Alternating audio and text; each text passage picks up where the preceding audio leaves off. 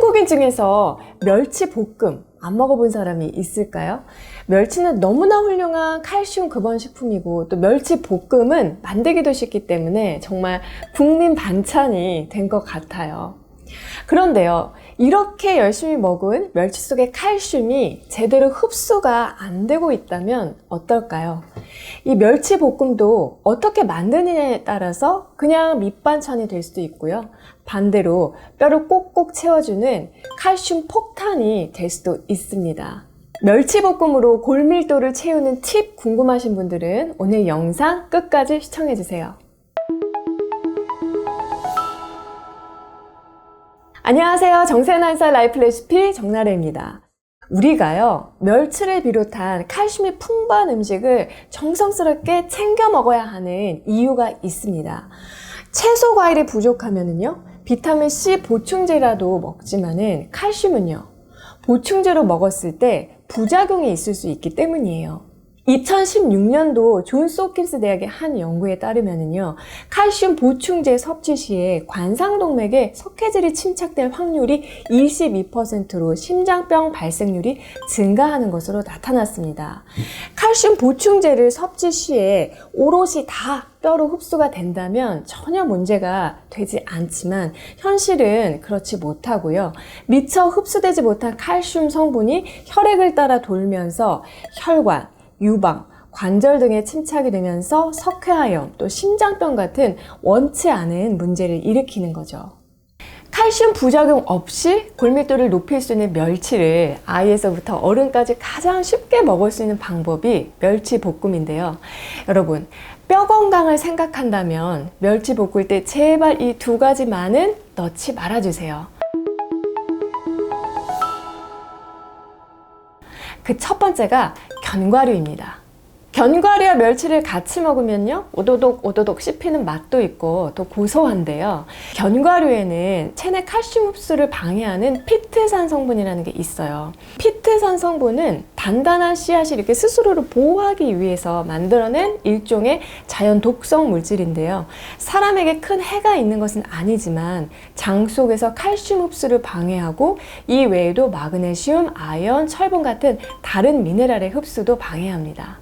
칼슘이 일단 몸 안으로 들어왔다고 해도 저 혼자서 이렇게 뼈로 흡수되는 것이 아니라요, 이러한 다른 여러 미네랄들과의 어떤 상호작용이 있어야만 뼈를 채울 수가 있기 때문에 견과류와 멸치는 궁합이 안 맞는 음식이라고 할 수가 있습니다. 단, 멸치볶음에 꼭 견과류를 넣고 싶은 분들에게는 좋은 방법이 있는데요. 아몬드나 호두 같은 견과류를 50도에서 60도 정도 되는 따뜻한 물에 하룻밤 불리면 피트산의 한 3분의 2 정도를 제거할 수 있고요. 떫은 맛이 나는 속껍질까지 다 벗겨내고 드시면 더 좋습니다. 그리고 두 번째는 설탕 제발 넣지 마세요. 설탕은 단맛을 내는 가장 편하고 또 익숙한 방법이긴 하지만 설탕이 만성 염증의 주범인 것은 알고 계시죠? 당독서를 만들어내고 인슐린 저항성을 높이고 또 장 기능을 떨어뜨리면서 여기저기에 염증을 생기게 할 수 있습니다. 문제는 만성 염증이 있으면 우리 몸에서 뼈를 녹이는 파골세포가 활성화되기 때문에 뼈가 약해집니다. 이에 대한 자세한 내용은 지난 영상도 같이 참조해 주시고요. 따라서 멸치를 볶을 때에는 설탕 대신에 매실 액기스를 쓰거나 사과즙 같은 것을 활용해서 볶으셔도 좋습니다.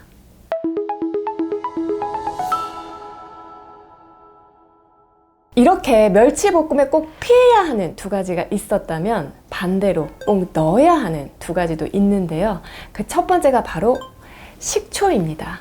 이 식초 속의 아세트산이 칼슘 흡수를 돕는 효자 노릇을 한다는 거 여러분 알고 계신가요? 뿐만 아니라 식초는 멸치의 비린내를 나게 하는 트리메틸 아민 성분을 중화시켜서 비린내 제거에도 도움이 되기 때문에 멸치를 150g 정도라고 한다면 식초 2숟갈 정도를 같이 넣어서 볶아주시는 게 좋습니다. 그리고 두 번째는 멸치볶음에 많이 넣어 먹는 재료 중에 하나인 꽈리고추입니다. 꽈리고추는 한의학적으로 관절의 뼈 근육에 혈액과 산소 공급을 돕는 서근 활락작용이 매우 뛰어난 식품이에요. 비타민C가 풍부하긴 하지만 열이 가해지면 소실되기 때문에 큰 의미는 없을 거고요. 대신에 비타민 K가 있죠. 지용성 비타민인 비타민 K는 이 뼈의 구조 형성에 도움이 되는 단백질은 오스테오칼신 생산을 촉진하기 때문에 멸치와 꽈리고추는 뼈 건강에 있어서는 궁합이 매우 좋은 음식이에요. 멸치는요, 크기에 따라서 1.5cm 이하인 태멸, 1.6에서 3cm 이하인 자멸, 3에서 4.5cm 사이인 소멸, 4.6에서 7.6cm 사이인 중멸, 그리고 7.7cm 이상인 대멸로 나뉠 수가 있는데요. 이 마트에 가면 이렇게 크기별로 다양한 멸치를 볼 수가 있어요. 보통 대멸은 큰 멸치, 이거는 이제 육수를 낼 때 많이 활용을 하고, 세멸부터 중멸까지는 멸치 볶음이 가능한데, 뼈 건강을 위해서라면 크기가 가장 작은 세멸, 즉 잔멸치를 쓰는 것이 좋습니다. 그 이유는 멸치 100g당 오메가3 함량이요. 잔멸치는 2.54, 중멸은 1.18, 대멸은 1.39로 잔멸치의 약 2배나 더 많기 때문이에요. 오메가3도 아세트산처럼 이 칼슘 흡수를 도울 뿐만 아니라 뼈를 만드는 조골세포를 활성화시키기 때문에 멸치볶음을 할 때는 이왕이면 잔멸치를 활용할 것을 추천드립니다. 그리고 마지막으로 한 가지 더 당부 말씀드리고 싶은 게 있어요. 칼슘이 풍부한 음식을 섭취하는 것도 중요하지만 기본적으로 이 위장에서 위산 분비가 잘 되어야만 칼슘이 용해되면서 잘 흡수될 수 있습니다. 자연적인 노화 과정으로 위산 생산력이 떨어지는 것은 어쩔 수 없지만 계속되는 이 역류성 식도염으로 제산제를 지속적으로 섭취할 경우에는 위산이 억제되면서 칼슘 흡수에도 영향을 끼치겠죠? 식도염을 달고 살면 뼈가 약해질 수 있다는 얘기예요. 따라서 내가 먹은 이 음식 속의 칼슘을 오롯이 다 흡수할 수 있도록 평상시에 위장 건강 챙기는 것도 잊지 않으셨으면 합니다. 여러분, 오늘 내용이 도움이 되셨나요? 오늘 저녁은 밥 한 그릇에 멸치볶음 넣고 싹싹 비벼서 드시면 맛있을 것 같아요. 오늘도 정나래와 함께 뼈 건강 챙기셨으면 하고요. 저는 다음에 또 뵐게요.